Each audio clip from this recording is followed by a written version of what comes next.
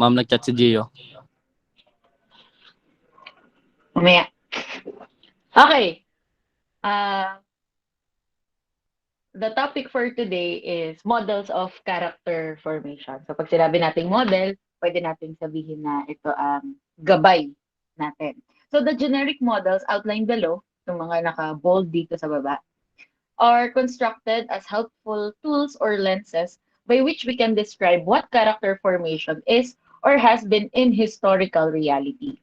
In this sense, the models are intended as explanatory and therefore do not claim to be complete description or explanation of character formation. Each model identifies variables that have a meaningful and significant relationship to the forms of character formation intended as an outcome in each model. Sabi nga dito, uh, yung mga madidiscuss natin, ine-explain lang niya, pinaliliwanag lang niya. Pero hindi ito ang kabuuhan ng mga topics na to o ng mga models na to. Kung gusto nyo pang magkaroon ng mas malalim na pagkaintindi, then you have to read more because limited lang din yung i-discuss natin. Each model can be placed into the following main categories with a short historical exemplar or ideal outline for each. So, hegemonic, theological, liberal, republican liberal, neoliberal, conservative, psychological, radical, virtue ethics, and commentary. Yan yung mga pag-uusapan natin for today's video. Ay, sumobra. Ayan. Iba-iba ang narinig ko na pronunciation dito. May hegemonic, hegemonic, iba-iba eh. Pero yun, there are a range of hegemonic models of character formation that include fascist, Marxist, authoritarian, and nationalist constructs, but this model description is restricted to the Marxist conception. This hegemonic model reinforces the existing elites' character formation understood as a class concept, reproduction of compliant or socially acceptable human beings, which can relate to the Marxist idea of the ruling class that manipulates the value system and mores of a society so that their views become the world view. Uh, Etong Marxist idea na to, na-discuss nyo na to sa iba yung subjects nung high school kayo, alam ko, part ng economy to eh, economy class. So sabi dito sa picture, what are other words for hegemonic? Para mas maintindihan natin siya. So sabi nung isa, chief, leading, main, principal, primary, imperialist, dominant, predominant, prevailing, and governing. Kumbaga, ito yung nangunguna, ito yung natatangi. Okay. Some would argue that imposing a conception of the good on children is always an act of hegemony and domination. Sinasabi na kapag nagtuturo tayo sa bata, yung kabutihan nila, kabutihan sa bata, ang pinaka-act of hegemony and domination. Schools which were seen as instrumental for the reproduction of capitalist or state social relations. Socialization inevitably serves as an automatic process of character formation. And in schooling, the student participates in a series of interactions systematically structured in a way that preserves the functioning of society or the particular institution within it. 'Di ba? Kaya tayo nagpupunta sa school para matuto. Kung college ka, gusto mo kasing matuto ng sabihin na nating magiging specific career path mo. Kaya kayo nag-crim kasi gusto nyo yung makakuha kayo ng trabaho in the future na related sa criminology. Dito sa Pilipinas, ang related dyan is law enforcement, corrections, investigation. Yan yung mga field natin. But kapag elementary or yung other basic education, kinder, ang isa sa mga natututunan o tinuturo sa estudyante is how to socialize well. Kapag naituro natin kung papaano tayo dapat kumilos sa society, naituro yan sa bata, then yung kultura ng society na yon nape-preserve din, di ba? For example, siguro bata pa kayo, tinuruan na kayo mag-bless. Kapag may nakakatanda, dito sa AUF culture natin, nagbe-bless tayo sa mga professors natin, di ba? Ah, kapag hindi mo naman kasi yan ituturo ng college na. Maaari siguro yung iba, ngayon lang nasanay. Pero marunong na kayo magmano, bata pa kayo. Ganon kasi ang thinking ng isang, para maging functioning ang society, para katanggap-tanggap ang kilos natin sa society, tinuturo yan bata pa, especially in school. Malaki ang partisipasyon ng school. The typical language of the discourse in this model includes coercion, hierarchy, aristocratic indoctrination, authoritarian, prescription, materialist determinism, uniformity, docility, and domination. Papaano ma'am kung ang tinuro sa amin nung kinder ay ganito? So yung ganito na yan ang mamumuno sa buhay natin. Sabi pa nga dito, sabi ni Karl Marx, the state is the executive committee of the ruling class. Kapag sinabing executive committee, mas mataas yun, di ba? Kaya ang dating ruling class nasa taas, ito yung mga, kung nakita nyo to, yung word na capitalist. Sila yung mga nangangapital, sila ngayon nangunguna. Ruling class daw, tas dito lang yung state, dito lang yung gobyerno. So, kung ano ang gustuhin ni ruling class, siya ang masunod. Ito. Picture pala ako. So, Kit Christensen makes the point the right kind of moral character by itself will never be sufficient to bring about human flourishing with others or any radical social change for the better as long as the class society exists. Hindi magiging primary, hindi magiging uh, yung main na susundin natin kahit na ito pa ang tamang bagay, hindi yon ang masusunod hanggat nandito ang ruling class, yung mga nangunguna, yung mga yung nasa taas, yung mga nagro-rule. Okay? For example, nagbigay ng ang mga ruling class, sinabi nila, nagpatupad sila, may gusto silang mangyari, pero hindi siya morally right. Pero dahil sila nga ang nasa ruling class, yun ang mapapatupad. Medyo sad.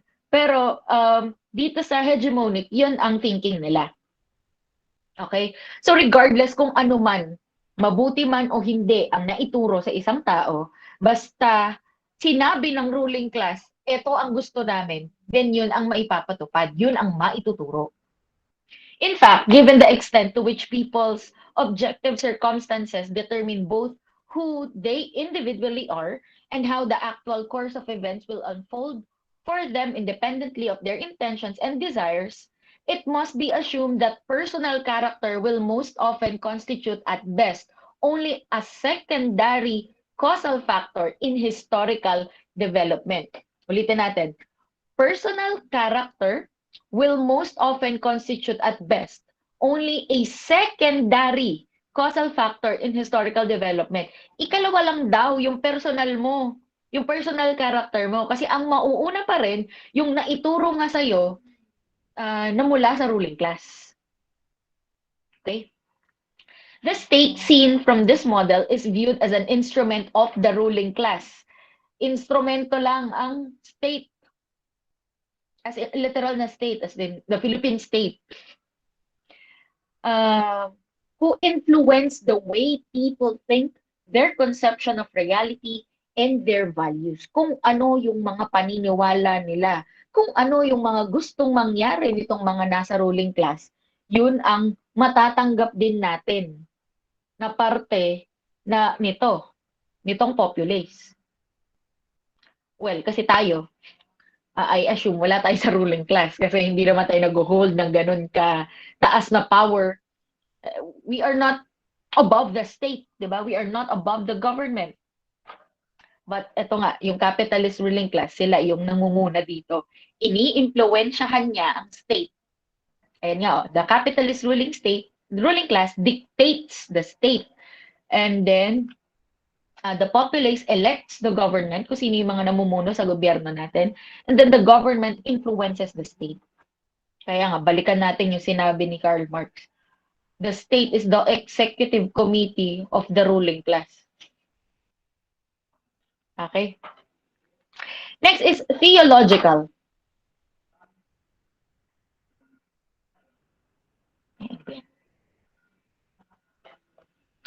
So once again, there are a number of theological models of character formation, including Jewish, Christian, Muslim, and other religions. But the model described here restricts itself to the Christian idea of character formation.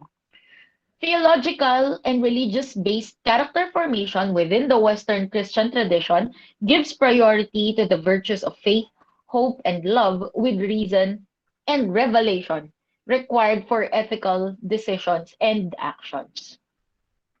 So mainly, uh, Christianity ang paraan ng pag-explain dito sa theological model of character formation. So character formation in this model is dependent on and inseparable from religion, from theology, religion nga. The typical language of the discourse in this model includes faith, spirituality, morality, holiness, conscience, revelation, sin, dogma, and salvation. It is difficult to select one representative Christian model of character formation as there are historically numerous examples. Ang dami kasing religion, di ba? And bawat religion, may paraan din sila ng pag-mold ng character ng bawat members nila. Even within one tradition, it may have changed considerably over time. But the one selected here is the Jesuit model contained in the Ratio Studiorum of 1599. Ito yon. Ratio Studiorum. Studiorum. Hirap. This was hugely influential pedagogical manual that survived for more than 300 years in Europe and around the world, which had the dual aim of educating Christian souls and propagating the Catholic faith.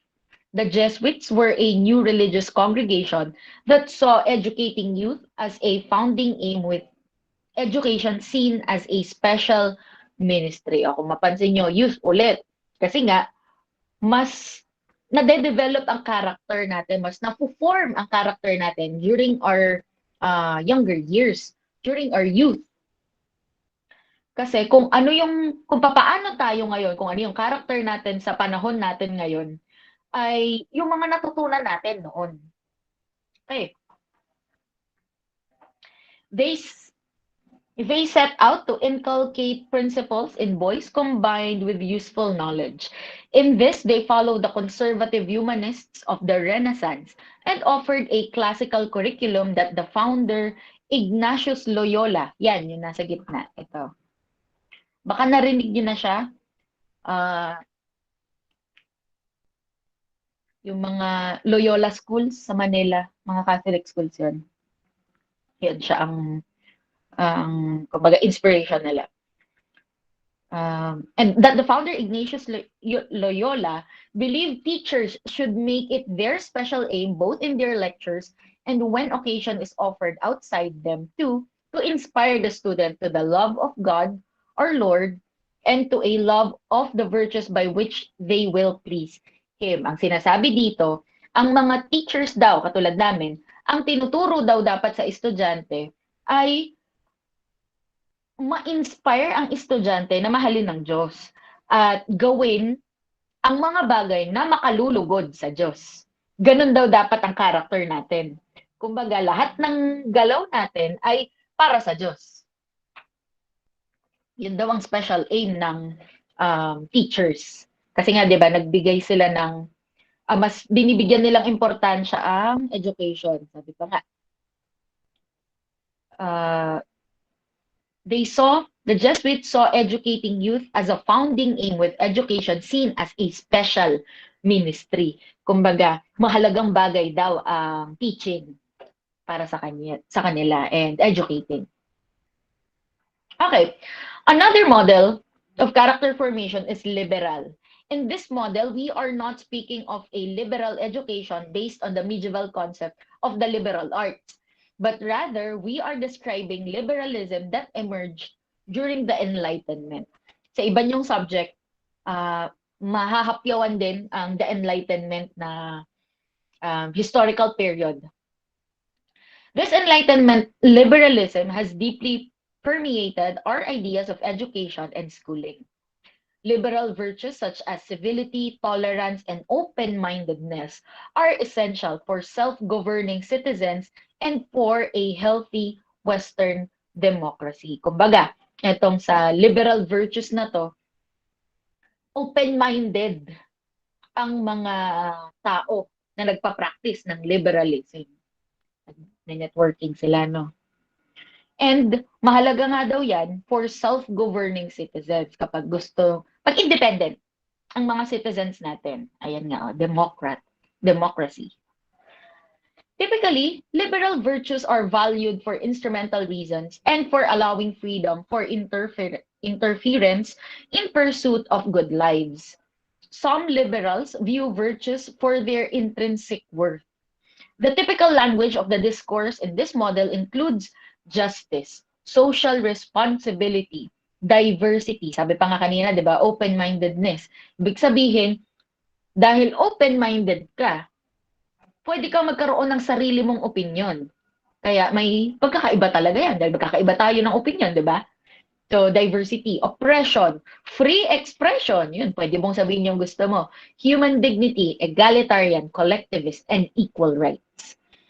There are many meanings of the word liberal, some of which overlap with other models described in this text. People who say they are opposed to character virtues in school usually mean they are opposed to values other than their own. Sabihin daw, kung hindi daw tinatanggap yung mga naituturong virtues mula sa school, ibig sabihin wala siyang ibang tinatanggap na virtues maliban sa sarili niya. Ganon yung liberal. An exemplar of this kind of character model could be the United States during the latter part of the 20th century. As Callan says, free and equal citizenship is about the kind of people we become. Kung anong uring tao tayo magiging. And the kind of people we encourage or allow children to become. Kung ano yung mga tinotolerate natin na character ng iba. He goes on, what we seem to forget is that the vitality of the political order depends on an education that is dedicated to specific ideals of character. Kumbaga, sa liberal, pinopromote talaga ang individualism na pwede kang magkaroon ng sarili mong opinion, pwede kang pwede mong gawin ang gusto mo. Kasi nga, magkakaiba tayo ng gusto. So, gawin mo lang yung trip mo. Ganun sa liberal. There is a commitment to the good of the polity and a willingness to share the responsibilities of society in a liberal model. Respect for fellow citizens and their rights flows from this ideal, and Callan believes we need to accept and internalize these same ideals of character. There is, of course, a debate about liberal societies and government on whether they ought to have a view on the good life and take a stand on opposing views about character formation. The idea that a liberal model should mandate a distinctive education for virtue seems wrong because the very conception of liberal for some is that it should be devoid of any ethical ideal. Hindi daw siya pwedeng mag-adapt ng ethical ideals ng iba or should allow the freedom to determine ethical ideals individually kasi nga ikaw mismo ang magde-determine kung ano yung mga ethical ideals para sa'yo. However, this is not the case in practice when liberal societies wish to promote a loose and vague idea of diversity, encourage a sense of justice, tolerance, and respect, sometimes believing in the perfectibility of humankind through unlimited societal progress. The liberal state seeks to be impartial and even neutral, but in practice, it is not. Even if the liberal worldview says that character virtues are subjective, the liberal state generally promotes egalitarianism and universalist notions of equality as well as individualist agendas. The liberal state faces challenges in its educational aims because of the diversity of moral, religious, and philosophical views of the good life held by citizens. Sabi pa nga ni Terry Eagleton, the liberal state is a neutral between capitalism, yung mga nangunguna, and its critics until the critics look like they are winning. Okay, next is Republican liberal. Baka ito ay naririnig nyo na sa United States. May mga partido sila, di ba? Yung kulay blue at kulay red. Yan yon. Pero dito, mix sila sa model ng character formation ng Republican liberal. So Republican liberal virtues such as civility, tolerance, and open-mindedness are considered essential for self-governing citizens and for a healthy democracy in this model. Virtues are valued for instrumental reasons, but the crucial value is freedom from domination rather than freedom from interference. The typical language of the discourse in this model includes liberty, sociability, civic virtues, civil society, democratic, rule of law, conventions, utilitarian, empathy, solidarity, and communitarian. So yun yung mga words related sa Republican liberal. An exemplar of this model could be 14th century Florence. Ito yon. Siyempre, picture na lang yan, ha? A city-state inspired by a classical conception of republican liberty, but fully inclusive of a Catholic faith.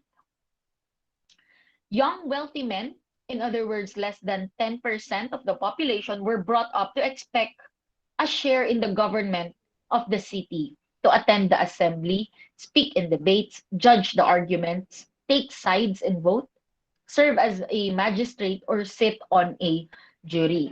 Yung mga mayayaman daw, young wealthy men are expected na magkakaroon sila ng partisipasyon o meron silang ambag sa gobyerno nila, sa gobyerno nung city nila, sa pagmamanage nun. The public space was everything and you could not be indifferent to the political process which led to a participative citizenship. Kaya kayong members ng society, parte nga kayo nung pag-govern doon sa city ninyo.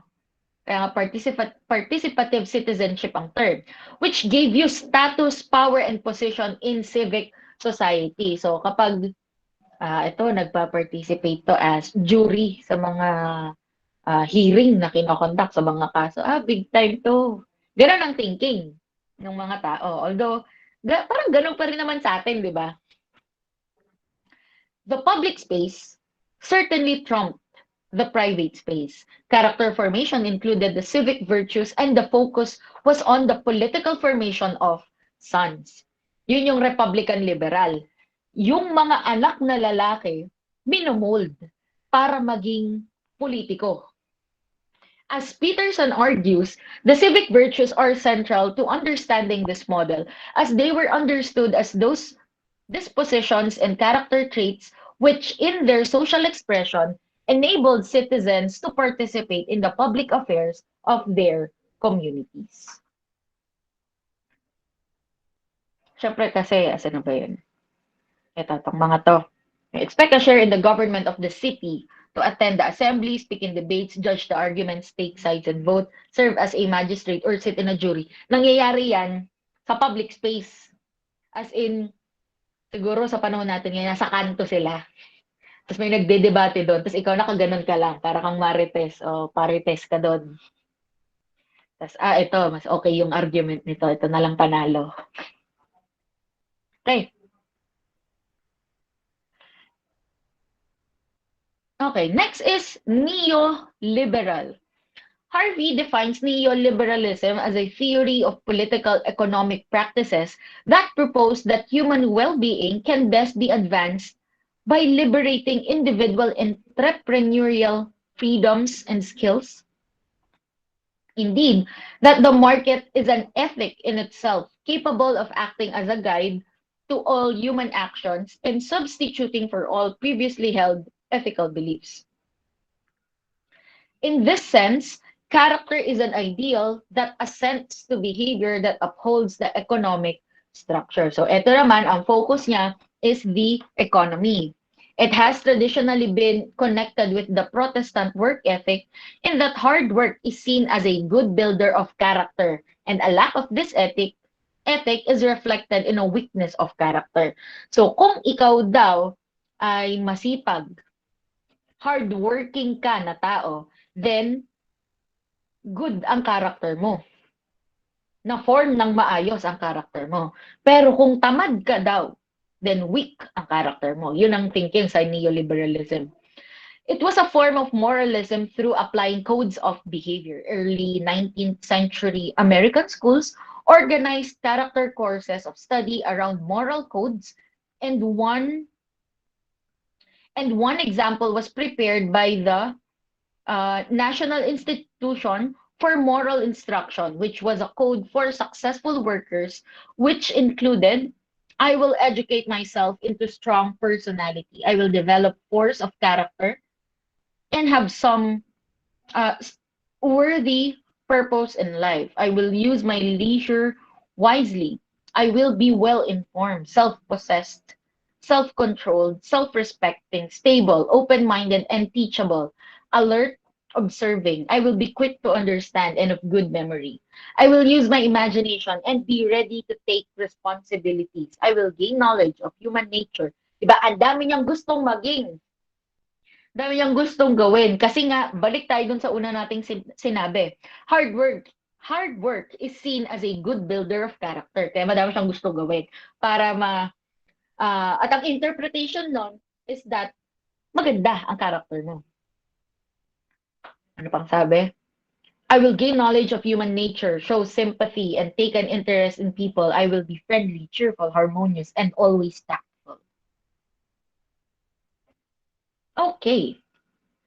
Dito tayo sa conservative model of character formation. Kanina, sabi natin, di ba, open-minded ang liberal. Kabaliktaran, si conservative. From the term itself, di ba, conservative nga eh. So, hindi siya masyadong open-minded, katulad nitong nasa picture. Conservative virtues maintain and promote traditions, traditional societal institutions, and long-standing values. So, kung ano yung mga pinapractice noon pa, yun yung mga ina-apply mo rin. Yun yung character mo. Conservation is often a synonym for traditionalist. Yun na nga, kung ano yung nakasanayan, ano yung tradisyon. Yun yung ginagawa mo. There are many types of conservatism, for it is not a universal theory. The typical language of the discourse in this model includes character, virtues, discipline, self-reliance, individual responsibility, standards, authority, tradition, sacrifice, custom, truth, freedom, prudence, industry, patriotism, and hard work. Often those who are conservative character educators are eager or anxious to preserve or recover a social order. Kumbaga, gusto nilang mapanatili kung ano yung mga nakasanayan dati. Ganun daw yung mga conservative teachers. And therefore, wish to preserve the traditional curriculum in schools. There is no single uniform model of conservative character formation, as this model is one of degree and the idea has changed many times. Another model is the psychological model of character formation. So this involves various theories that describe behavior and make predictions about future behavior, from cognitive developmentalists, behavior modifications, to neuroscience. However, there is no unified model here, since the only idea that is agreed is the assumption that character formation must be based on empirical facts about how character develops psychologically, which has led to endless disagreements. interest in applying behavioral psychology to character formation has ebbed and flowed since the 1900s. But generally, it adopts a skeptical view of character formation, preferring instead to talk about educational situations that may elicit certain behaviors.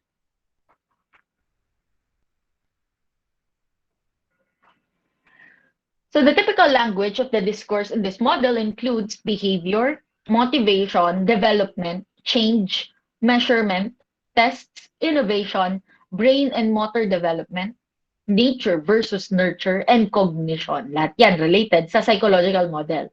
Models of character from a psychological perspective, particularly the components that make up human character, have generated many controversies and research issues. Kasi sa research, ah, hindi iisa ang resulta.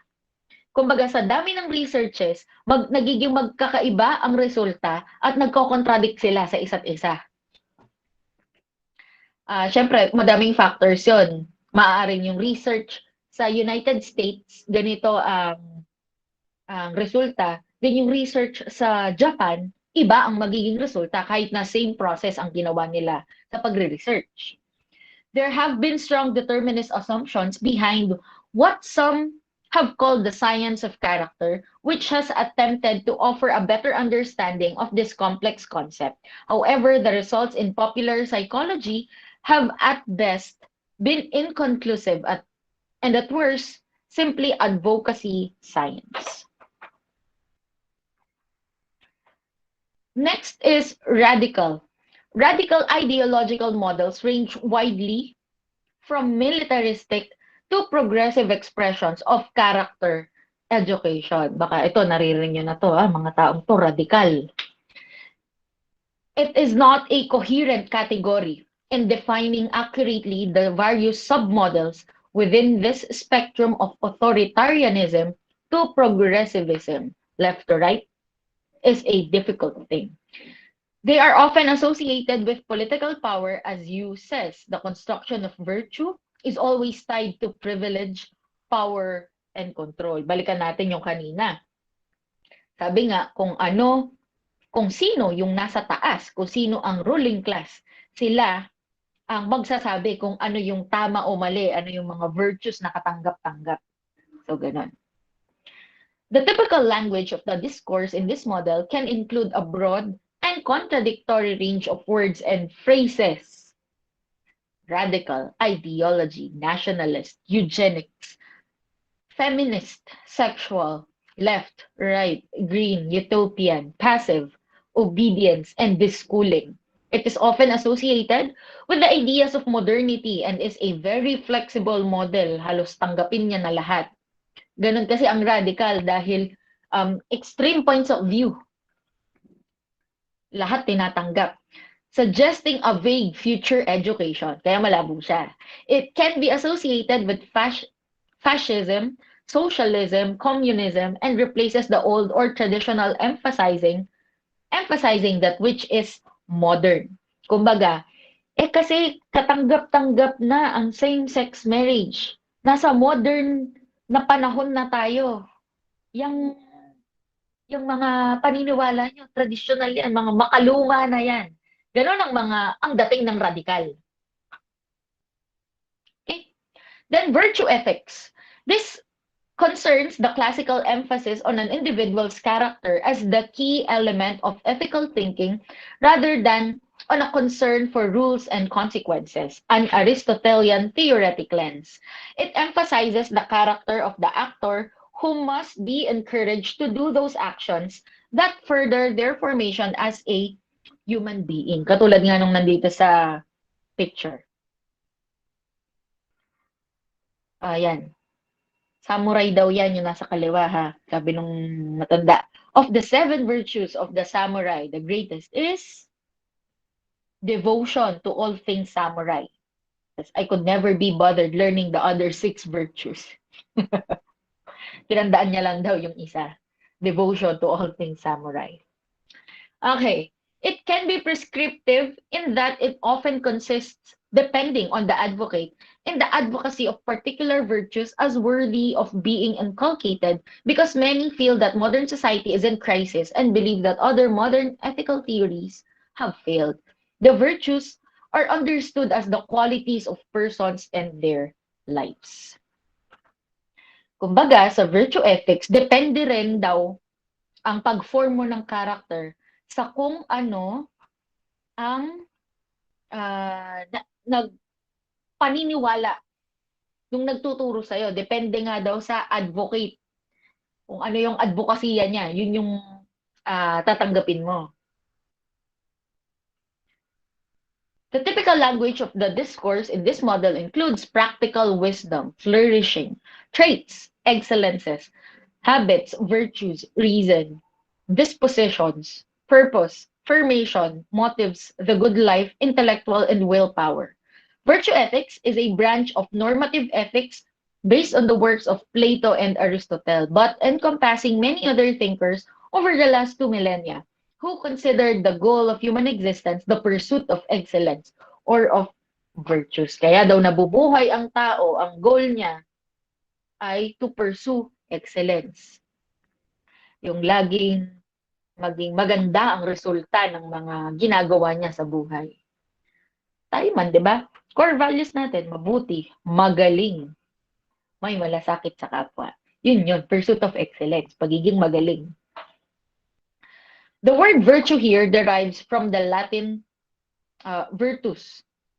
Latin word virtus, which means excellence. It is a model of character formation that comes in many varieties, an umbrella term covering a plurality of theoretical approaches to ethics. This model fosters virtues as the aims of character formation, so that the virtues are the affective and intellectual states that make a life excellent and worth living. Kumbaga, nabubuhay ah, yung basihan ng karakter mo ay ang pagkuha ng tagumpay. At para yung buhay mo, sabi nga, is worth living. Kasi kung hindi ka excellent, ang thinking dyan, kung hindi excellent ang pamumuhay mo, parang walang silbi yung buhay mo. Yun ang virtue ethics. And I think this is the last commentary. In each model described, I have attempted to outline its main elements and explain in a simplified fashion the components of the model. This may be oversimplified and open to contestation. However, they are provided here as an aid to our understanding and have an exploratory function as well as identifiable supporters who take them to be what we should be like or even what we want to be.